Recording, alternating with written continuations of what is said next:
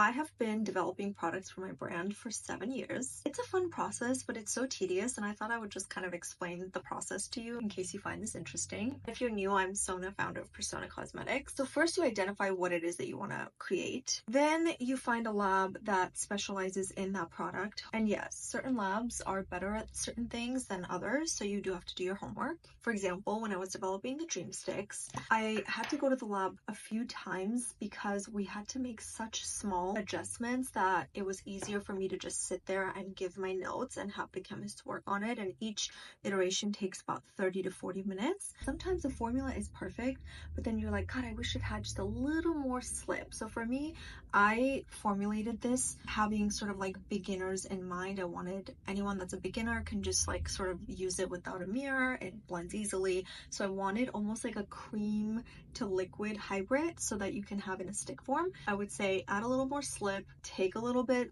of pigment off, add a little warmth. Where it gets a little difficult is when you're working overseas. Like right now I have 2 projects overseas. One is in Italy, one is in Korea. So if the project is overseas, I always like to give myself a buffer, at least a 3-month buffer, just in case, again, we come across any delays and tweaks that we have to make, knowing that those versions will have to take a little bit longer. Honestly, never in my wildest dreams did I think I would be doing this one day. So I always remind myself of that whenever there are challenges, whenever there are delays. Sometimes what we do is have little focus groups, whether that be with our customers, micro influencers, anyone that's willing to help, because we are a smaller indie brand, and by that I mean we are self-funded. It's a little different when you are scrappy and have to figure things out on your own, which honestly is a lot of fun at the end of the day because creativity comes to people of all kinds. I always remind myself that creativity can visit you at any time of the day. It doesn't